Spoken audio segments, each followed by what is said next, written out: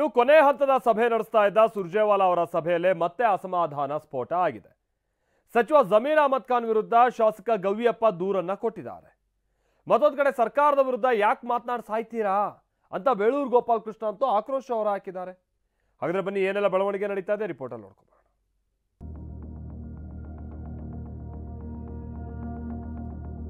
ಶಾಸಕರ ಜೊತೆ ಕೊನೆ ಹಂತದ ಸಭೆ ನಡೆಸಿದ ಸುರ್ಜೇವಾಲಾ. ಸರ್ಕಾರದ ವಿರುದ್ಧ ಮಾತಾಡೋರನ್ನ ಯಾರು ಬಿಡಬೇಡಿ ಅಂತ ನಾನು ಹೇಳಿದೆ. ಉಸ್ತುವಾರಿ ಸುರ್ಜೇವಾಲಾ ಸಭೆಯಲ್ಲಿ ದೂರುಗಳ ಸರಮಾಲೆ. ಯಾವ ಬಣನೇ ಇಲ್ಲ, ಇಲ್ಲಿ ಯಾವ ಬಣ ಗಿಣ ಯಾವುದು ನಡೆಯುತ್ತಲ್ರಿ. ಜಮೀರ್ ವಿರುದ್ಧ ದಾಖಲೆಗಳ ಸಮೇತ ಗವಿಯಪ್ಪ ದೂರು. ಅಭಿಪ್ರಾಯ ಸಂಗ್ರಹ. ಪ್ರತಿಯೊಬ್ಬ ಶಾಸಕನಿಂದಲೂ ಅಭಿಪ್ರಾಯ ಸಂಗ್ರಹ. ಕಾಂಗ್ರೆಸ್ ಶಾಸಕರ ಜೊತೆ ಕೊನೆ ಹಂತದ ಸಭೆ ನಡೆಸುತ್ತಿರೋ ಸುರ್ಜೇವಾಲಾ ಇಂಚಿಂಚು ಮಾಹಿತಿ ಪಡೆಯುತ್ತಿದ್ದಾರೆ. ಇಂದು 3ನೇ ದಿನದ ಸಭೆಯಲ್ಲಿ 17 ಕಾಂಗ್ರೆಸ್ ಶಾಸಕರ ಜೊತೆ 1-to-1 ಮಾತುಕತೆ ನಡೆಸಿದ್ದಾರೆ. ಇಂಚಿಂಚು ಅಭಿಪ್ರಾಯ ಸಂಗ್ರಹಿಸಿದ್ದಾರೆ. ಇದೇ ವೇಳೆ ಶಾಸಕ ಗವಿಯಪ್ಪ ವಿಚಾರಣೆ ವೇಳೆ ಸಚಿವ ಜಮೀರ್ ವಿರುದ್ಧವೇ ದೂರುಗಳ ಸರಮಾಲೆ ಕೊಟ್ಟಿದ್ದಾರೆ. ನಿನ್ನೆ ಸಭೆಯಲ್ಲಿ ಕೆಲ ಶಾಸಕರು ಲಿಖಿತ ರೂಪದಲ್ಲಿ ಸುರ್ಜೇವಾಲಾಗೆ ರಿಪೋರ್ಟ್ ಕೊಟ್ಟಿದ್ರು. ನಾಗೇಂದ್ರ ಹಾಗೂ ಗವಿಯಪ್ಪನವರಿಗೂ ಲಿಖಿತ ರೂಪದಲ್ಲಿ ರಿಪೋರ್ಟ್ ಕೊಡುವಂತೆ ಹೇಳಿದ್ರೆ. ಅದರಂತೆಯೇ ಹೊಸಪೇಟೆ ಕ್ಷೇತ್ರದ ಶಾಸಕ HR ಗವಿಯಪ್ಪ ಸಚಿವ ಜಮೀರ್ ವಿರುದ್ಧ ದಾಖಲೆಗಳ ಸಮೇತ ದೂರು ಕೊಟ್ಟಿದ್ದಾರೆ. ಡಿಸಿ ಉಸ್ತುವಾರಿ ಸಚಿವರನ್ನ ಬದಲಿಸುವಂತೆ ಸುರ್ಜೇವಾಲಾಗೆ ಮನವಿ ಮಾಡಿದ್ದಾರೆ. ವಿಜಯನಗರ ಜಿಲ್ಲೆಯ ಅಭಿವೃದ್ಧಿಗೆ ಉಸ್ತುವಾರಿ ಸಚಿವರು ಸಹಕರಿಸುತ್ತಿಲ್ಲ ಅಂತ ಗಂಭೀರ ಆರೋಪ ಮಾಡಿದ್ದಾರೆ. ಅನುದಾನ ಹಂಚಿಕೆಯಲ್ಲಿ ಜಮೀರ್ರಿಂದ ತಾರತಮ್ಯದ ಬಗ್ಗೆ ದೂರು. ಜಮೀರ್ ಅಹಮದ್ರನ್ನ ಬದಲಾವಣೆ ಮಾಡುವಂತೆ ಗವಿಯಪ್ಪ ಪಟ್ಟು. ಹೊಸಪೇಟೆ ಕ್ಷೇತ್ರದ ಶಾಸಕ HR ಗವಿಯಪ್ಪ ದೂರು ಇಷ್ಟಕ್ಕೆ ನಿಲ್ಲಿಲ್ಲ. ಸಕ್ಕರೆ ಕಾರ್ಖಾನೆ ಸ್ಥಾಪನೆಗೆ ಉಸ್ತುವಾರಿ ಸಚಿವರಿಂದ ಅಸಹಕಾರ ಅಂತ ಆರೋಪಿಸಿದ್ದಾರೆ. ಅನುದಾನ ಹಂಚಿಕೆಯಲ್ಲಿ ಜಮೀರಿಂದ ತಾರತಮ್ಯದ ಬಗ್ಗೆಯೂ ದೂರು ಕೊಟ್ಟಿದ್ದಾರೆ. ಹೀಗಾಗಿ ಜಮೀರನ್ನ ಬದಲಾವಣೆ ಮಾಡುವಂತೆ ಗವಿಯಪ್ಪ ಪಟ್ಟು ಹಿಡಿದಿದ್ದಾರೆ.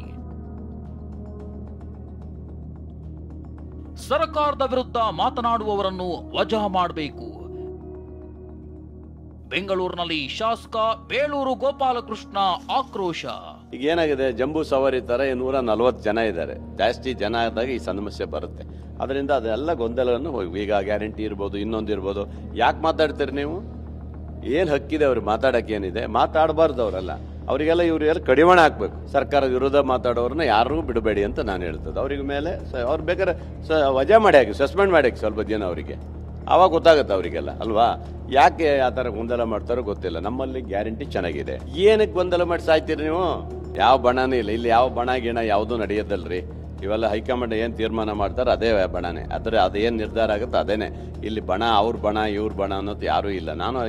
ನಾನು ಕಾಂಗ್ರೆಸ್ ಬಣ ಅಂತ ಹೇಳ್ತೇನೆ. ನಾನು ಯಾರದ್ದು ಬಣ ಅಂತ ನಾನೇನು ಹೇಳಿಲ್ಲ. ಹಾಗಾಗಿ ಇಲ್ಲಿ ಗೊಂದಲ ಸೃಷ್ಟಿಯಾಗೋದು ಬೇಡ. ರಾಜ್ಯದಲ್ಲಿ ಇವತ್ತು ಸರ್ಕಾರ ಗಟ್ಟಿಯಾಗಿರಬೇಕು. ಮುಂದೆ ಇನ್ನೂ 3 ವರ್ಷಗಳ ಕಾಲ ಅವಕಾಶ ಇದೆ. ಅದನ್ನು ಜನರಿಗೆ ಸೌಕರ್ಯ ಸಿಗುವಂಥದ್ದಾಗಬೇಕು. ಒಳ್ಳೆ ಸರ್ಕಾರ ಕೊಡಬೇಕು ಅನ್ನೋದು ನಮ್ಮ ಉದ್ದೇಶ ಇರಬೇಕು. ಅಷ್ಟಿದ್ದು ಹೋಗ್ಬೇಕನ್ನೋದು ಉದ್ದೇಶ. ಇನ್ನು ಸಚಿವ ಸತೀಶ್ ಜಾರಕಿಹೊಳಿ ಮಾತನಾಡಿ, ನಮ್ಮದೇ ಸರ್ಕಾರ ಇದ್ದೇ ಇರುತ್ತೆ, ಯಾರು ಸಿಎಂ ಅಂತ ನೀವೇ ಅರ್ಥ ಮಾಡಿಕೊಳ್ಳಿ ಅಂದಿದ್ದಾರೆ. ಕೆಲವರು ಚೇಂಜ್ ಆಗ್ಬೇಕಂತಾರ, ಕೆಲವರು ಇರ್ಬೇಕಂತಾರ. ಇದು ಒಂದು ವ್ಯವಸ್ಥೆ ಇದ್ದಾಗ ಒಂದು ಮನೆ ಅಂದ್ಬೇಕು, ಎಲ್ಲ ನಮ್ಮನೆ ಚರ್ಚೆ ಇದ್ದಂಗೆ ಇದು ಮನೆ. 5 ವರ್ಷ ನಮ್ಮ ಸರ್ಕಾರ ಇದ್ದೇ ಇರ್ತದೆ, ಅದರಲ್ಲಿ ಏನೋ ಸಮಸ್ಯೆ ಇಲ್ಲ. 5 ವರ್ಷ ಅಂದ್ರೆ ಅದು ನೀವು ಹೆಂಗೆ ಅರ್ಥ ಮಾಡ್ಕೊಳ್ಳಿ. ಸಿದ್ದರಾಮಯ್ಯ ಬೋರ್ಡಿಂಗ್ ಪಾಸ್ ತೆಗೆದುಕೊಂಡಿದ್ದಾರೆ. ಫ್ಲೈಟ್ ಹತ್ತೋದು ಒಂದೇ ಬಾಕಿ ಎಂದ ಆರ್ ಅಶೋಕ್. ಗೇಟ್ ಪಾಸ್ ನಾನು ಮೊನ್ನೆನೇ ಹೇಳಿದ್ದೀನಿ. ಫ್ಲೈಟ್ಗೆ ಹತ್ತಕ್ಕೆ ಮುಂಚೆ ಬೋರ್ಡಿಂಗ್ ಪಾಸ್ ಆಗಬೇಕು. ಆಲ್ರೆಡಿ ಬೋರ್ಡಿಂಗ್ ಪಾಸು ತಗೊಂಬಿಟ್ಟಿದ್ದಾರೆ ಸಿದ್ದರಾಮಯ್ಯನವರು. ಇನ್ನು ಫ್ಲೈಟ್ ಹತ್ತೋದು ಒಂದೇ ಬಾಕಿ ಇರೋದು. ಡಿಸೈಡೆಡ್. ಇದೇನು ಜಾತಕ ಹೇಳ್ತಾ ಇಲ್ಲ ನಾನು, ಗಿಣಿಶಾಸ್ತ್ರ ಹೇಳ್ತಾ ಇಲ್ಲ, ಜಾತಕ ಹೇಳ್ತಾ ಇಲ್ಲ. It is decided. ಸುರ್ಜೇವಾಲಾ ಪದೇ ಪದೇ ಎಂದೂ ಬರ್ತಾ ಇರೋವಂಥ ಸುರ್ಜೇವಾಲಾ ದಿನನಿತ್ಯ ಕರ್ನಾಟಕಕ್ಕೆ ಬೆಳಗ್ಗೆ ತಿಂಡಿ ಕರ್ನಾಟಕದಲ್ಲಿ, ರಾತ್ರಿ ಊಟ ಡೆಲ್ಲಿಯಲ್ಲಿ ಅನ್ನೋ ಸ್ಥಿತಿ ಆಗ್ಬಿಟ್ಟಿದೆ ಅವ್ರದ್ದು. ಅದೇನೇ ಹೇಳಿ, ಮೊನ್ನೆಯಷ್ಟೇ ಸುರ್ಜೇವಾಲಾ ಸಭೆಯಲ್ಲಿ ಕೋಲಾರ ಬಣ ಕಿತ್ತಾಟ ಆಗಿತ್ತು. ಸುರ್ಜೇವಾಲಾ ಮುಂದೆಯೇ ಶಾಸಕರು ದೂರಿಗೆ ಪ್ರತಿದೂರು ಕೊಟ್ಟಿದ್ರು. ಇದೀಗ ಸಚಿವ ಜಮೀರ್ ವಿರುದ್ಧವೇ ಹೊಸಪೇಟೆ ಕ್ಷೇತ್ರದ ಶಾಸಕ HR ಗವಿಯಪ್ಪ ಆಕ್ರೋಶ ಹೊರಹಾಕಿದ್ದಾರೆ. ದೂರುಗಳ ಸುರಿಮಳೆ ಕೊಟ್ಟಿದ್ದಾರೆ. Bureau report, TV9.